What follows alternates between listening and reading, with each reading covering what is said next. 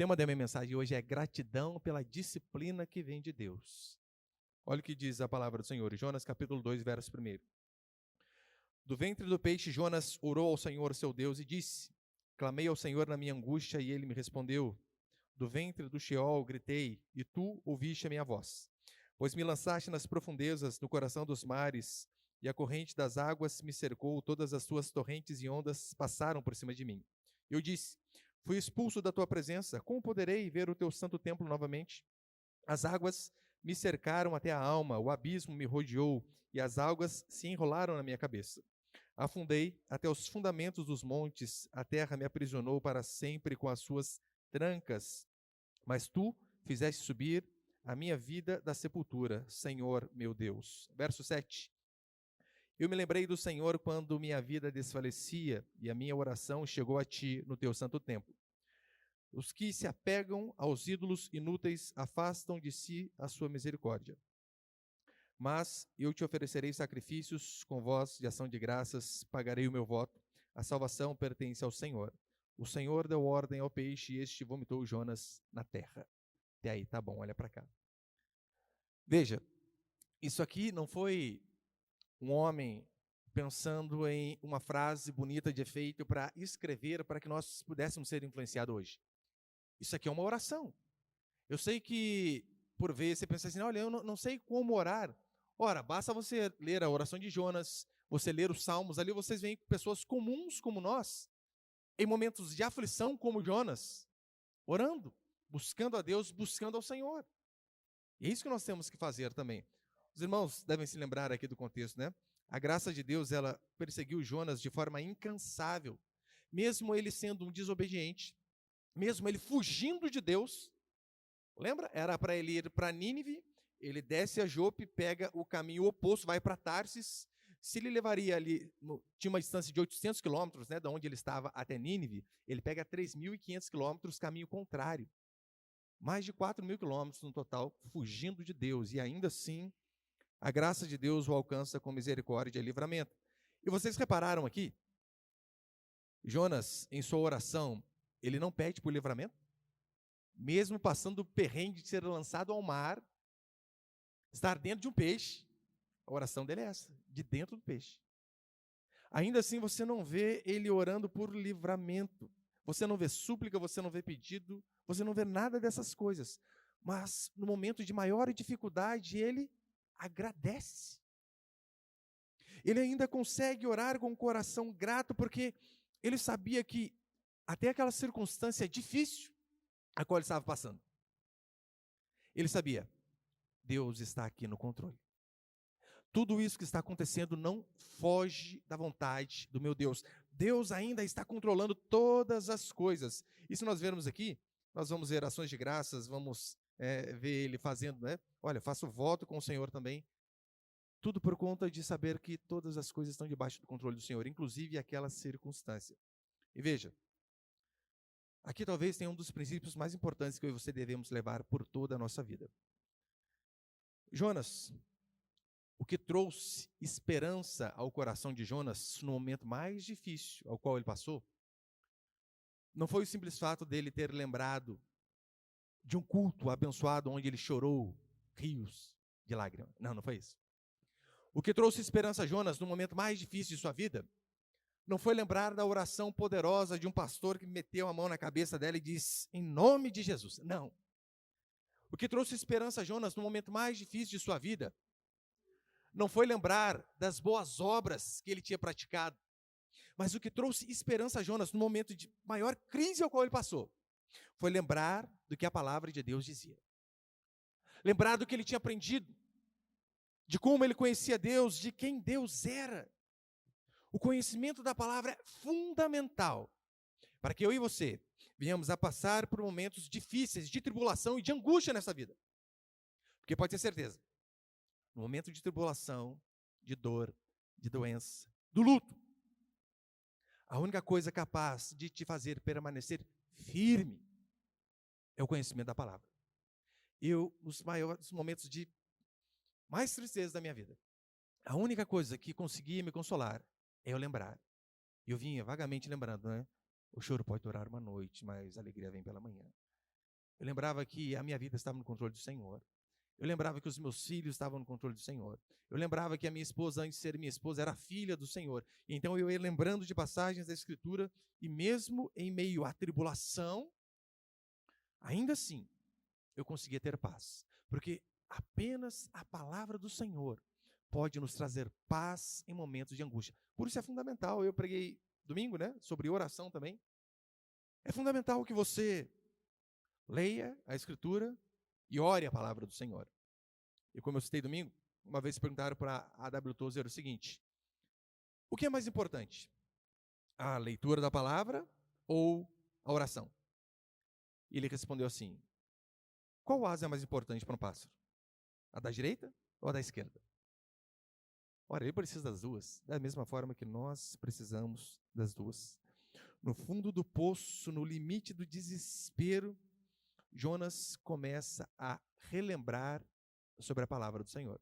Porque se você ler a oração dele aqui, você vai ver, bem parecido com o Salmo 30, e tem inúmeros pedaços de outros salmos também. Ou seja, na aflição, o que salvou esse homem foi lembrar aquilo que Deus tinha dito, quem Deus era, o que Deus tinha feito, e aquilo que Deus também poderia fazer. É tão certo que Lamentações, capítulo 3, versículo 21, vai dizer assim: quero trazer à memória o que me dá esperança, ou o que pode me dar esperança, né, nessa versão, século 21. Quero trazer à memória o que me pode dar esperança. As misericórdias do Senhor são a causa de não sermos consumidos, porque as suas misericórdias não têm fim. Olha o que Jeremias está dizendo. Lembrando, Lamentações é um livro de choro, de lamento por conta de Deus estar punindo o seu próprio povo por conta do pecado. E lamentando, Jeremias diz assim: eu quero trazer à memória aquilo que me dá esperança. Exatamente o que eu e você precisamos fazer. Nos dias de luta, de angústia, de aflição, trazermos à memória que nos dá esperança exatamente o que Jonas está fazendo. Na hora que o desemprego bater a porta, que você receber notícias que você nunca gostaria de receber, a única coisa que vai consolar você, que vai te fazer manter, que vai manter você de pé, mesmo em meio aos vendavais, é você lembrar de quem Deus é, do que Deus disse, de quem Ele é, do que Ele fez, do que Ele pode fazer. É a única opção. Se no capítulo 1 nós vimos os marinheiros orando aos seus deuses, aqui no capítulo 2 nós vemos Jonas orando ao seu Deus. E você percebeu o primeiro versículo, como ele diz, né? Do ventre do peixe Jonas orou ao Senhor, seu Deus. Eu gosto do pronome possessivo aqui, seu, porque saber que há um Deus que controla todas as coisas é importante, óbvio que é. Saber que esse Deus que controla todas as coisas é seu Deus faz toda a diferença. Uma coisa é eu e você conhecermos o Salmo do pastor, o Salmo 23. Outra coisa é eu e você conhecermos o pastor do Salmo. Isso não é apenas um jogo de palavras. Faz toda a diferença. Eu fui católico uma vida inteira e eu lembro que onde eu trabalhava tinha quadros com salmos, santos e várias coisas. E eu decorei o Salmo 23, decorei o Salmo 91 e mais um monte de coisa lá. Mas ali eu conheci apenas o Salmo do pastor. Depois de muitos anos, eu fui de fato conhecer quem era o pastor do Salmo. Isso faz toda a diferença na minha e na sua vida.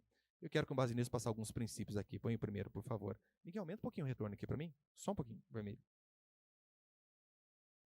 Alô, alô, som. Aí, melhorou.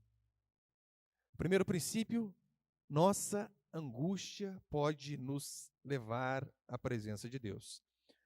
O versículo 1, novamente, vai dizer assim: do ventre do peixe Jonas orou ao Senhor, seu Deus. Na versão Almeida Revista e atualizada, vai dizer: então, no ventre do peixe, Jonas orou. Então, ou seja, no momento de angústia.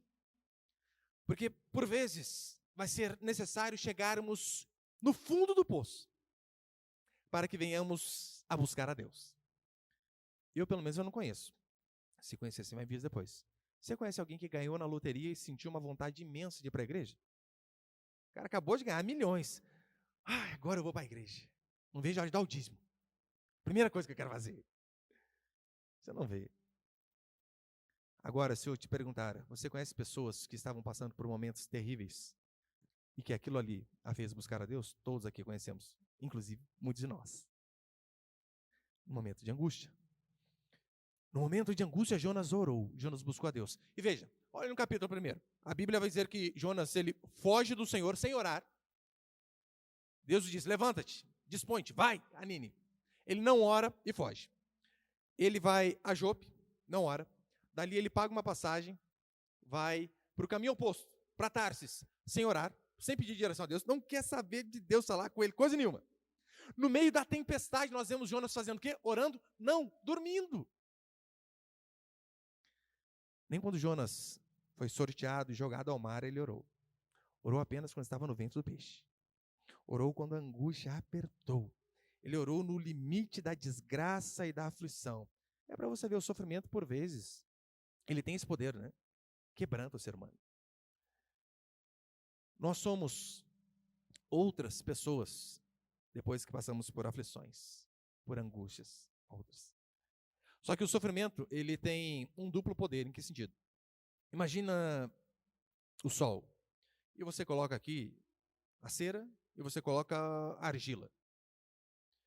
O mesmo sol, dependendo do objeto, ele causa reações diferentes. O sol na argila vai fazer com que ela endureça cada dia mais, até que seque, vire pedra. O mesmo sol na cera vai fazer com que ela se derreta, a ponto de virar óleo líquido. A diferença está no agente? Não, está no material. O sofrimento, ele vem, por vezes, na vida do ser humano, e duas atitudes também acontecem. Você sabe, né, diante da aflição, da dor, do luto, do desespero, da enfermidade, duas coisas podem acontecer conosco. A primeira, como argila, endurecermos o coração. Quantas pessoas que eu já vi passarem por aflições, sumirem da igreja e não quererem mais saber de Deus. Como assim? Deus existe e meu filho morre. Não pode. Outras pessoas que passaram pela mesma dificuldade, pelo mesmo sofrimento, diz assim, Deus levou meu filho, que ele tenha misericórdia da minha vida e não leve a mim também. Porque, convenhamos, fica bravo com Deus que fez os céus e a terra e tudo que neles há. É loucura, é ou não é? Quem és tu, ó Deus? Cuidado, cuidado. O sofrimento na vida do cristão não é para trazer apenas coisas más, mas o sofrimento para nós visa nos quebrantar, nos humilhar, nos colocar de volta no caminho. Não estranhe se o sofrimento de Deus vier sobre a sua vida. Muitas vezes acontece para que Ele possa nos reconduzir aos caminhos dEle, aos caminhos de obediência. Não era exatamente isso que estava acontecendo com Jonas? Jonas desobedece, some, então todo esse sofrimento, essa angústia sobrevém a ele. Com qual objetivo? Para que ele pudesse ser obediente novamente. As dificuldades, elas vêm para que nós busquemos o Senhor em oração e possamos obedecê-lo. E a oração de Jonas, veja, não foi uma oração que nasceu da afeição a Deus. Não foi. Foi uma oração que nasceu da aflição da circunstância, dos problemas, das dificuldades que ele estava passando. Você sabe, você pode orar de qualquer lugar, né? Estávamos falando aqui no pequeno grupo essa semana, justamente disso. Orar sem cessar não significa necessariamente você precisa estar de joelho o tempo todo, mas em espírito orando, né? Dirigindo o carro, de preferência de olho aberto, claro, né? Dirigir carro. Senhor, já era. Mas você pode fazer isso lavando vasilha, tomando banho, correndo. Eu, por vezes, de manhãzinha, 6 horas da manhã, eu estou orando e correndo, fazendo atividade física, não há problema. Você pode orar estando num avião, ou você pode orar estando no ventre de um peixe. Você pode orar de qualquer lugar. O mais importante, sabe o que é? A quem você ora. A quem é direcionada a sua oração. Igual os marinheiros do capítulo 1 estavam orando aos seus deuses. Jonas estava orando ao seu Deus, o único Deus verdadeiro.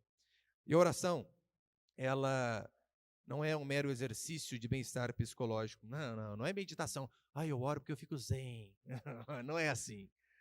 Às vezes você ora, você fica angustiado, atribulado. Mas a oração, ela é muito mais que fazer um exercício espiritual que acalma os vendavais da vida. Oração é um coração quebrantado, aflito e angustiado. Buscar um Deus que tudo pode, Buscar um Deus que tem todo o poder. Buscar um Senhor que tem poder absoluto sobre todas as coisas. Isso é orar. É por isso que no Salmo 150 o salmista diz: invoca-me no dia da angústia, te responderei, te livrarei, tu me glorificarás. Eu e você não precisamos chegar em níveis de angústia para orar tanto como Jonas. Mas ainda que estejamos passando por momentos mais difíceis possíveis, se buscarmos o Senhor, Ele vai ouvir. Eu acho que eu coloquei ali o significado de Sheol, põe ele, por favor. Como nós lemos aqui no versículo 2, né? Acompanhe comigo novamente aí. E disse: clamei ao Senhor na minha angústia, e Ele me respondeu do ventre do Sheol. Olha o significado dessa palavra que Jonas usa. Mundo inferior, mundo dos mortos, sepultura, inferno, cova, lugar ao qual não há retorno, lugar sem louvor a Deus. Por isso que ele diz: os mortos não te louvam. Lugar para onde os ímpios são enviados para o castigo, referindo-se à degradação extrema no pecado. Ou seja, ainda que você esteja na sepultura, Jonas de fato estava simbolicamente. Se houver um clamor ao Senhor, o Senhor ouve.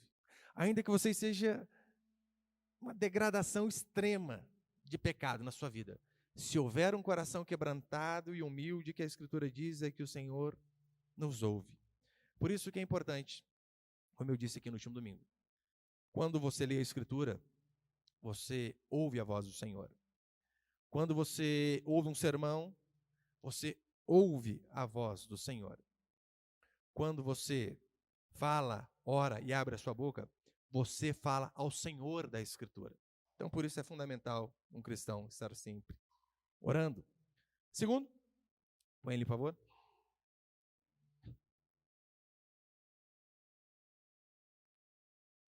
Segundo princípio, a disciplina de Deus é uma prova de seu amor por nós. Versículo 3, acompanhe comigo, por favor. Pois me lançaste nas profundezas, no coração dos mares, e a corrente das águas me cercou. Todas as tuas torrentes e ondas passaram por cima de mim. Eu não sei como que chama isso. Sabe quando você vai à praia, você pula uma onda, daí na hora que você cai, você não vê, tinha outra, e atropela, você sai virando cambalhota para trás, assim? É mais ou menos isso aqui, Jonas está falando. Passou um turbilhão de coisa aqui por cima de mim. Turbilhão de coisa. Veja, Jonas, ele foi rebelde. Mas o versículo, no capítulo 1, ele foi rebelde, só que sincero. Ele disse: não, essa tempestade aí, tem um culpado, eu sou o culpado por conta disso daí. Ele sabia que aquela tempestade ali não era fruto do acaso, ele sabia que o fato dele ter sido jogado ao mar não era culpa dos marinheiros, mas era o próprio Deus o punindo.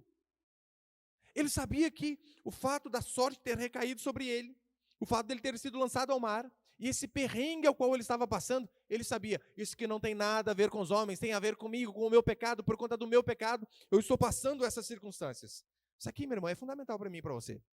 Aprender a assumir culpa. Assuma a culpa.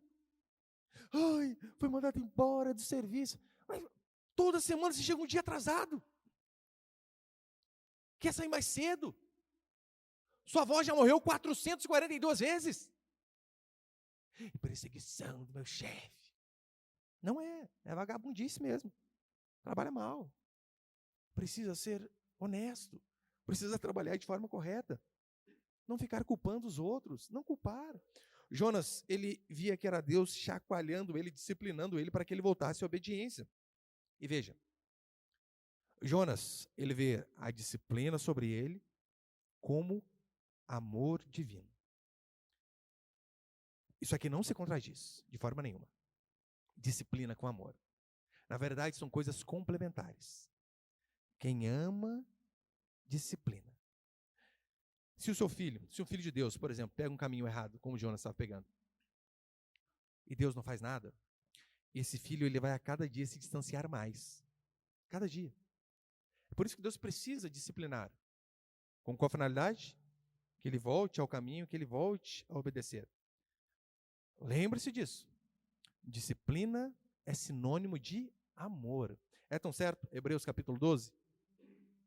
Olha o que o autor de Hebreus diz.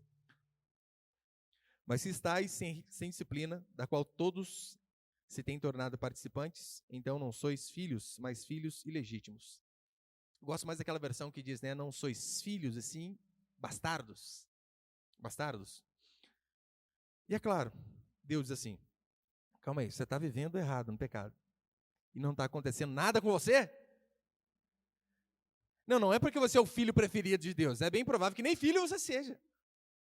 Porque se nós estamos vivendo no pecado, tem diferença, né? Pecar e viver no pecado. Viver no pecado e Deus não disciplinar, querido, você tinha que ficar muito preocupado. A possibilidade de não ser filho é grande, muito grande. E é claro que isso aqui se aplica em relação aos nossos filhos também. Porque qual é o padrão de pai amoroso que nós vemos hoje? Pai amoroso, contemporâneo, é aquele pai que deixa o filho fazer o que ele quiser. Faz o que ele quiser, não tem problema nenhum. Ele não reprime nenhum dos desejos, dos instintos do filho. Não reprime nada. Ele jamais diz não. Por quê? Porque a psicologia vai dizer, né? Não fale não, seus filhos podem crescer traumatizados, não pode. Então ele não reprime, faz todos os gostos, compra todos os brinquedos. O bom pai, para a era moderna, é aquele pai que deixa o filho reinar em casa. Reinar, que eu digo, não no sentido de fazer bagunça, mas no sentido de governar. É ele que decide tudo. Você sabe, né? Deus instituiu o homem para governar a casa. O homem. E existem alguns lares onde a autoridade veste saia, onde é a mulher que é a chefe. Mas alguns lares, pior do que isso, onde a autoridade veste fralda. É a criança que determina o que come, o que não come, a hora que come. Fulaninho, está na hora de comer. Não, eu não quero agora. Mas está todo mundo... Eu não quero. Põe tal coisa, eu não gosto. É a criança que determina, isso é terrível.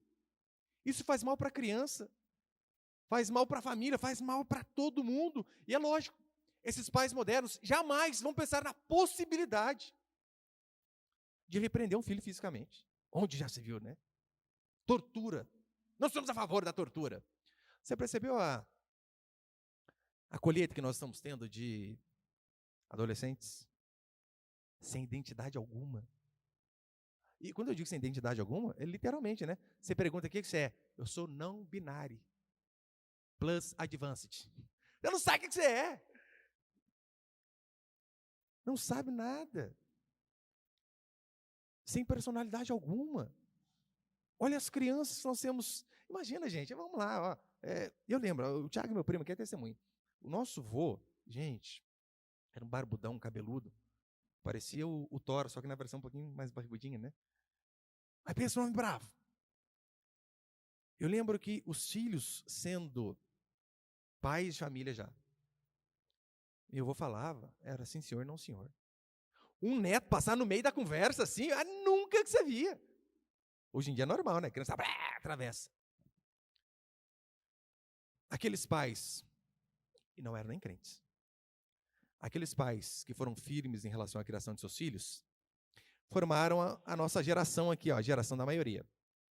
O problema é que muitos de nós estão indo para outro caminho e estão pensando assim, olha, foi muito rigoroso comigo lá atrás, eu tenho que soltar a rédea aqui.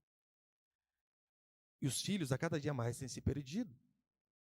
Não há mais senso de autoridade. Filho não chama mais pai e mãe de senhor e senhora. E eu, particularmente, eu acho um absurdo. Como assim? Pai e mãe não é amiguinho de escola, não.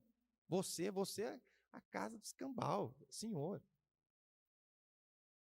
E aí, você imagina, os pais firmes formaram bons filhos. Agora os pais têm se afrouxado a cada dia mais. Olha a geração de jovens que nós temos. E espere para você ver a geração de filhos desses jovens que nós estamos tendo. Espere para ver. Uma que a maioria acha que nem filho vai ter, né? Não binário, plus, advanced, master, sei lá, né? Assexuado. Mas os filhos que vierem, espere. Espere e verá a desgraça que nós iremos escolher. Os psicólogos hoje dizem que é inadmissível repreender o filho de forma física, né? Física. Eles dizem que nós não devemos nem sequer falar a muitos nãos, porque não é uma palavra muito negativa, óbvio, né? É um advérbio negação, vai ser negativo. Porque o filho ele pode crescer traumatizado. O padrão nosso de educação não é o que as pessoas dizem, o que a psicologia diz, nem o que seus pais ou os meus pais disseram. Nosso padrão de educação é a Escritura. E que palhaçada é essa que não pode falar não para os filhos? De 10 mandamentos, 8 começam com não. E você não pode falar não, seu filho. Tudo é sim. Não fala uma palavra intermediária ali, né? Porque não é muito pesada. Filho, até pode, só que o momento não é propício. É não, moleque! Perdão, falei alto, né? É não mesmo, para acordar. Meus 3 filhos mais velhos, a primeira palavra que eles aprenderam a falar? Não. Só ouvia isso. Criança pequena vai ouvir muito não. Agora, que história que é essa que nós também não podemos disciplinar nossos filhos? Absurdo. Então você está aí, né? Porque tem alguns irmãos que já compartilharam comigo isso, né? Eu nunca tomei a chinelada do meu pai, da minha mãe. E eu falo sempre assim, devia. Faz falta, mal educado. Não fala na cara da pessoa, óbvio, né? Mas veja, o que a Escritura diz a respeito desse tema? A Escritura diz alguma coisa nesse sentido de que, olha, a partir do momento que seu filho, que um irmãozinho bater no outro, o que você faz? Ponha no cantinho da disciplina para que eles possam pensar, raciocinar e ver como é ruim ficar sozinho. Será que é isso que a Escritura diz? Olha o que diz Provérbios, põe ali, por favor. Provérbios 13, 24 vai dizer assim: o que retém a vara aborrece a seu filho, mas o que ama cedo disciplina. Pastor, mas vara aí é um sentido alegórico, não é? Vou mostrar para você que não é. Além do mais, o que retém a vara aborrece seu filho, a palavrinha aborrece ali, no original é sane. E em outras passagens ela é traduzida como ódio. Ódio. Ou seja, poderíamos traduzir da seguinte maneira: o que retém a vara, ou seja, o que não disciplina, odeia seu filho. Mas o que o ama, cedo o disciplina. Você percebeu para o mundo hoje sinônimo de um pai amoroso? Aquele que nunca repreende fisicamente o filho. Esse é um pai que ama. Para Deus, você nunca deu uma chinelada, varada no moleque? Não? Então você não ama de verdade. Provérbios 23, 13. Não retires da criança a disciplina, pois se a fustigares com vara, não morrerá. Tu a fustigarás com vara e livrarás a sua alma do inferno. Não retires da criança a disciplina, pois se a fustigares com vara. Olha, porque não tem como a vara ser no sentido alegórico. A palavra aqui, fustigar, é nacar, que significa literalmente açoitar, bater, golpear. Então, que história que é essa que vara é sentido figurado? E reparou, né? Se fustigar, não retires da criança a disciplina, pois se a fustigares com vara, não morrerá. Não vai morrer, pode ficar sossegado, gente. Não morre. Um monte de gente aqui, tomou umas varadas boas quando era pequeno, está vivo. Se é seu filho, vai morrer? Não vai. Não vai. Na verdade, ele pode ter um trauma de ser alguém respeitoso quando ele crescer. Apenas isso. Provérbios 26, 3. Pode pôr os outros dois também. O açoite é para o cavalo, o freio para o jumento e a vara para as costas dos insensatos. Está dando até o alvo. Até onde deve ser. Quem está dizendo isso? Deus. Através do homem mais sábio que já pisou aqui. Provérbios 29, 15. A vara e a disciplina dão sabedoria, mas a criança entregue a si mesma vem a envergonhar sua mãe. Vara e disciplina dão sabedoria, mas a criança entregue a si mesma vem a envergonhar a sua mãe. Quantas vezes eu já vi pais, mães passarem um carão em aniversário, em shopping, em casa de amigos, de parentes, porque a criança parece um capetinho, não obedece ninguém. Por que os pais passam essa vergonha? Porque em casa não foi feito o trabalho que tinha que ser feito. Apenas isso. Disciplina é um ato de amor, queridos. Lembre-se disso. Disciplina é um ato de amor. E terceiro, para encerrar, fazer bem rapidinho isso aqui, põe ali, por favor. Terceiro princípio. A maior tragédia do nosso pecado é nos afastar de Deus. Versículo 4, para encerrar, diz assim. Jonas 2, versículo 4. Eu disse, fui expulso da tua presença, como poderei ver o teu santo templo novamente? Lembra que Jonas fugiu de Deus e agora ele está lamentando porque ele não pode adorar a Deus. Deus poderia dizer assim para ele: olha, você não quis? Ora, você não me quis, você quis fugir de mim, agora você está reclamando.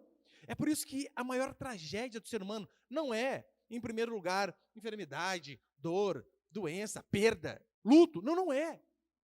A maior desgraça para o ser humano é ele não ter acesso a Deus. Tanto é que, olha o que Paulo vai dizer em Tessalonicenses. 2 Tessalonicenses, capítulo 1. Aqui falando a respeito dos condenados, né? E para vós, primeiro em relação a nós, né, que passamos tribulações desse mundo. E para vós que sois atribulados, vos dê alívio, bem como a nós, quando o Senhor e Jesus se revelaram do céu com seus anjos poderosos em chama de fogo, punindo os que não conhecem a Deus e os que não obedecem ao evangelho de nosso Senhor Jesus. Estes sofrerão como castigo a perdição eterna longe da presença do Senhor e da glória do seu poder. Ou tem uma versão que diz: banidos da face do Senhor. Essa é a pior dor do ser humano. Ser banido da face do Senhor. E veja, Jonas aqui, ele está apenas recebendo aquilo que ele pediu, né? Calma, você não queria ir para longe de mim? Você foi, agora está aí no fundo do mar, você vem lembrar de mim. Vem me pedir. Por isso, tome cuidado. Tome cuidado com aquilo que você pede. Eles até de forma involuntária. Quantas vezes eu já ouvi pessoas assim: ó, fulana, irmã nova, né, solteira. Você não pensa em casar, não. Casar, Deus me livre. Daí tá lá com 40 anos. Pastor, não aparece ninguém. Pediu a Deus livrar lá atrás. Deus me livre, ó, Deus livrando. Filhos, nossa, Deus me livre. Cuidado, cuidado. Jonas, longe de Deus, ele não pode exercer a finalidade de todo homem, que é glorificar ao Senhor. Põe isso ali, por favor. O breve catecismo de Westminster, a primeira pergunta é assim: qual o fim principal do homem? Fim no sentido de finalidade, né? Qual a finalidade principal do homem? E depois responde: o fim principal do homem é glorificar a Deus e gozá-lo para sempre. É para isso que nós estamos aqui. Glorificar a Deus e gozá-lo para sempre. Glorificamos e desfrutamos do Senhor. Então, se nós somos desobedientes e vamos por caminho de pecado, da desobediência igual Jonas, nós somos privados daquilo ao qual fomos chamados para fazer, glorificar a Deus.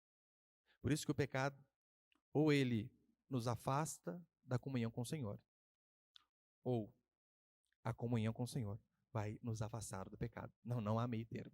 Não há meio termo. Para terminar, Provérbios 3:11. Meu filho, não rejeites a disciplina do Senhor, nem te canses da sua repreensão. Porque o Senhor repreende a quem ama, assim como o pai repreende o filho a quem quer bem. Não rejeites a disciplina do Senhor. Ou seja, se o Senhor tem te punido, nos punido, a primeira coisa que devemos fazer é uma autoavaliação. Ou, para ser redundante, né, uma autoavaliação de nós mesmos. Se autoavalie, ore como Davi. Senhor, tu me sondas e me conheces, vê se há em mim algum caminho mau. Sejamos honestos, na maioria das vezes nós não precisamos nem dizer, né, Senhor, vê se há em mim algum caminho mau. A gente sabe o caminho mau que a gente está seguindo. Basta que haja arrependimento. E se o Senhor tem nos disciplinado, a disciplina, por mais que momentaneamente não seja motivo de alegria, mas ela tem um fim proveitoso, que é nos reconduzir aos caminhos de novo. Só esse exemplo, eu termino. Toda vez eu dou ele, mas tem que falar, né? Veja, quem aqui já apanhou dos pais quando era criança? Só para saber. Nossa, gente, o pai de vocês era bonzinho demais, hein? Minha mãe parecia o Zorro. Beto Carreiro. Eu lembro uma vez, eu estava andando com os maconheiros, mas não fumava não, tá, irmãos? Fiquem em paz. Estava andando com os maconheiros, nadando no Rio Paraíba. Coisa leve, né? Nada periculoso, nossa, marginal, né? Não, nada nesse sentido. Só que eu lembro que ela me dizia: não quero você andando com esses moleques. Não quero você andando com esses moleques. E eu desobedeci ela um dia, não sei se eu matei ela, não lembro. E fui. Curti. Você percebeu que mãe sempre descobre, né? Sempre. Não adianta, queridos, esconder as coisas. Mãe sabe. Nem que seja para Deus chegar e falar no ouvido assim, seu filho tá andando com maconheiro. Fala. Eu lembro que cheguei em casa, e o que quebra a gente é isso, né? Cheguei em casa, tudo em paz. Ufa, ninguém sabe de nada. Fui tomar meu banho. Foi tranquilinho. Porque minha mãe era bem brava, né? Na hora que eu saí do banho, ela entrou no quarto. Tira a toalha agora. O que é isso? Tinha nem enxugado, imagina, molhadinho. Gente, apanhei. Apanhei demais, só escutava os estralos. E é óbvio, né? Esse tipo de disciplina, na hora você fica chateado, óbvio. Pra quê? Aí, alguns anos mais tarde, eu vou pregar numa clínica de recuperação aqui perto de nossa cidade. Chuta um tanto de gente que eu vi lá. Aqueles caras que estavam nadando comigo, gente. Aqueles amigos que minha mãe dizia, não anda com eles. Isso, sem tirar os que morreram no meio do caminho, óbvio, né? Aí eu lembro que eu pregando lá, fulano, cara, esse aqui morava do meu lado. Lembra? Nossa, Deus. Sabe a primeira coisa que eu me lembrei? Bendita surra. Oh, Deus. Se não fosse aquilo, talvez eu estaria no mesmo caminho que eles. Se um pai que ama, disciplina e deve disciplinar os seus filhos quando erram, quanto mais o nosso Deus. A disciplina que o Senhor tem para comigo, para com você, não é para nos humilhar, mas apenas para nos reconduzir à obediência novamente. Amém, queridos?